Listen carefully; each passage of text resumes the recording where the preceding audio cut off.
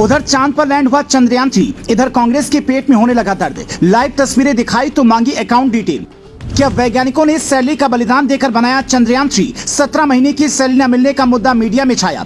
बिहार में मचा बवाल जब नीतीश ने कहा कि हमें नहीं पता है क्या है चंद्रयान-3। क्या नीतीश की इंजीनियरिंग की डिग्री फर्जी है?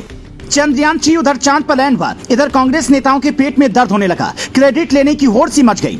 दिग्विजय सिंह ने तो ये तक कह दिया कि चंद्रयान-3 के वैज्ञानिकों को सैलरी ही नहीं मिली है। लेकिन वो बताएं, उससे पहले नीतीश कुमार का ये बयान सुनिए। उनसे रिपोर्टर ने पूछा, सर आज चंद्रयान की लैंडिंग है, आज चंद्रयान की लैंडिंग होने जा रही है। तो उन्होंने तुरंत अपने मंत्री से पूछा, चंद्रयान-3 की लैंडिंग हो रही है सर, क्या मामला है? फिर कहा कि लॉन्च हो रहा है तो अच्छी बात है। मतलब दुनिया को जीरो देने वाले प्रदेश के मुख्यमंत्री को पता ही नहीं है कि चंद्रयान-3 क्या बला है।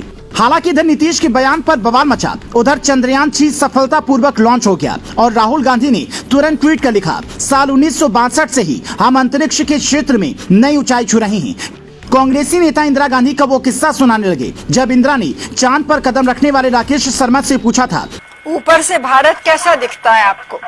और राकेश शर्मा ने कहा था, जी मैं बगैर किसी झिझक के कह सकता हूँ कि सारे जहां से अच्छा। लेकिन ये बात यहाँ तक ठीक थी। आप क्रेडिट लीजिए, क्योंकि साइकिल से यहाँ तक का सफर आसान नहीं था। पर बात इससे आगे तब निकल गई जब कांग्रेस नेता दिग्विजय सिंह ने ये राग छेड़ दिया कि चंद्रयान-3 पर 615 करोड़ खर्च करने वाली सरकार ने इस प्रोजेक्ट पर काम करने वाले वैज्ञानिकों को 17 महीने से सैलरी ही नहीं दी है। उन्होंने कहा, हम इसरो के वैज्ञानिकों पर गर्व करते हैं, लेकिन ऐसी रिपोर्ट भी आ रही है कि जिन वैज्ञानिकों ने चंद्रयान-3 को बनाया उन्हें 17 महीने से सैलरी नहीं मिली है। मैं कहूंगा प्रधानमंत्री जी इस पर ध्यान दें। दिग्विजय सिंह के इस बयान पर बीजेपी नेताओं ने ये तक कह दिया कि इन्हें भारत को बदनाम करने में मजा आता है। ये सफलता से खुश नहीं होते। पर सवाल ये है कि क्या कांग्रेस सब वैज्ञानिकों का अकाउंट डिटेल देखना चाहती है और दिग्विजय सिंह के दावे में कोई दम है? तो इसे समझने के लिए हमने 2 तस्वीर देखी, फिर इसरो का बजट खंगाला। ये तस्वीर चंद्रयान-3 के लॉन्चिंग की है, हर वैज्ञानिक पूरी तरह से खुश है। और दूसरी तस्वीर पीएम मोदी के इसरो चीफ एस सोमनाथ को फोन करने की है। मतलब बधाई देने के लिए पीएम मोदी ने इसरो चीफ को फोन किया। यहाँ तक कि पिछली बार जब मिशन फेल हुआ था तो मोदी ने गले लगाकर सीवन को कहा था, कोई बात नहीं, हारना नहीं है।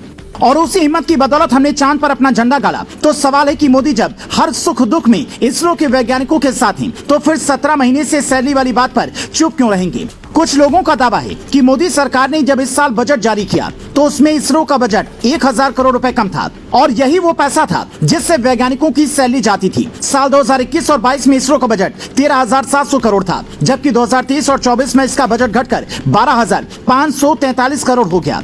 इस कटौती के बाद इस तरह के सवाल उठे थे, लेकिन ये समझने वाली बात है कि जब किसी विभाग में बजट की कटौती होती है तो उसका असर सैलरी पर नहीं बल्कि शुरू होने वाले प्रोजेक्ट और रिसर्च पर पड़ता है। इसीलिए यह कहना कि वैज्ञानिकों को सैलरी नहीं मिली किसी को रास नहीं आ रहा है।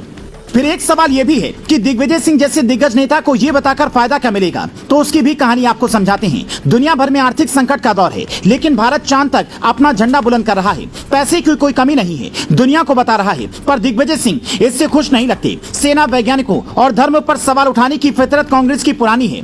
अगर यही चीन या रूस करता या विदेशी देश करते तो दिग्विजय सिंह शायद कुछ नहीं कहते, क्योंकि वहां पर सवाल उठाने से फायदा नहीं। शायद कांग्रेस के कुछ नेताओं को ऐसा लगता है कि हर चीज पर सवाल उठाना जरूरी है। पर केजरीवाल ने जिस चालाकी से चंद्रयान-3 की सफलता पर बधाई दी है, उससे ये साफ है कि कांग्रेस को बीजेपी से सियासत करने का तरीका केजरीवाल से सीखना चाहिए। आप इस पर क्या कहेंगे? हमें कमेंट में बताएं।